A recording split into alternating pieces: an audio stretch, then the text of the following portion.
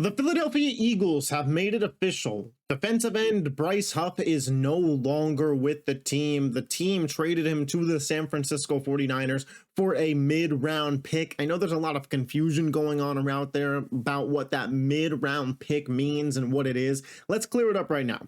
The mid-round pick is a fifth-round pick that can be turned into a fourth-round pick in the 2026 draft based on Bryce Huff's performance. The details on the performance haven't quite been out there, if it's a snap share, sack number, etc. But essentially just factor it in your mind as a fifth-round pick. And to be completely honest with you guys, I am 100% okay with this. This is one of the reasons that I really do love Howie Roseman as a general manager. Because even though I think Howie Roseman is cream of the crop when it comes to NFL GMs, nobody is perfect. And it was a mistake to give Bryce Huff the contract and the money that the Philadelphia Eagles did. And instead of forcing the issue, continuing to play Bryce Huff, committing to the mistake, which so many GMs do, Howie was willing to move off of the guy in one off season. And I think it was fair. I think he'll probably do better in San Francisco, if I'm being honest, reunited with Robert Saleh and more of a rotational defensive end there, like he was for the New York Jets when he had his 10+ sack season. That being said, though, for the Philadelphia Eagles, this is a good thing to clear up money. Not only for this season, in which now with Darius Slay and James Bradbury off the books because of the post-June 1 cut date, the Eagles probably have like $40-ish million in cap space for this season, but for the future. Bryce Huff was under contract for the next 2 years. You free up some money to pay some of the younger guys going forward and build another competent roster.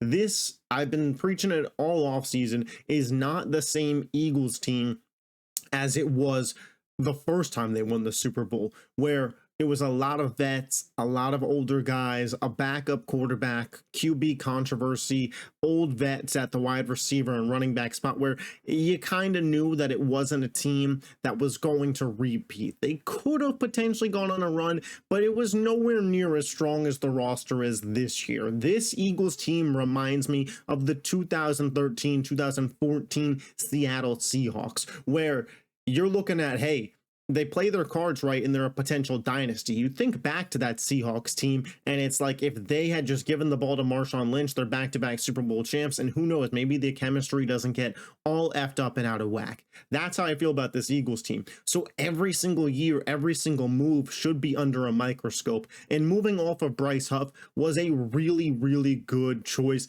The Niners are going to eat a ton of the money. The Eagles are eating some of it in dead cap, but they'll be fine. What do we do with the money? I know we could play fantasy land and say, let's go get a TJ Watt and let's go get a Trey Hendrickson. And don't get me wrong, there'll be times this offseason probably where I see a tweet and I convince myself maybe it could happen. They got the money to make it work. But in all reality, I think what's happening here is, one, I still believe Jesse Bates is a potential option. Jesse Bates likes to play for Vic Fangio. He's been on multiple podcasts saying he wants to be an Eagle. They have enough money to give him a 1-year, $10 to $15 million deal to pay him. If they have some question marks about Andrew Makuba or Sidney Brown at safety, they could easily go in that direction. Number 2, Jalen Ramsey. That's a guy that the Eagles can now afford. If they're not seeing what they want out of Keely Ringo and Nadori Jackson in OTAs, Jalen Ramsey is a guy that the Philadelphia Eagles could certainly look to go acquire. Don't be surprised if you see either of those two vets move to Philly for this season. Yes, the Eagles have young talent in Keely Ringo and Andrew Makuba that I believe will one day be really strong pieces on this defense. But is that day the 2025-2026 NFL season? I don't know.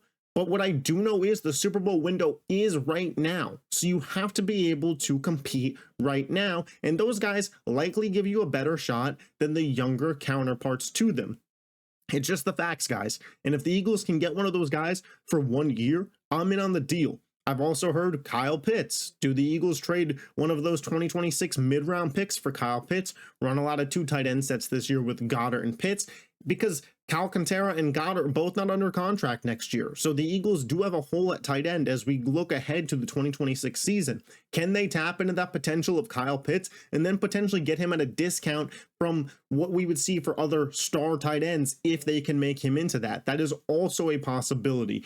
This Bryce Huff move frees up a decent amount of money for Philadelphia to where I believe they can be real players for guys like Bates, Ramsey, Pitts, maybe another name that we're not thinking of as we head into the 2025 NFL season. Let me know what you want the Philadelphia Eagles to do with the Bryce Huff money that was freed up. What did you think of the trade? If you love the Philadelphia Eagles and you're not yet subscribed to this YouTube channel, hit that button. I appreciate you guys' support. I'll catch you next time. Peace.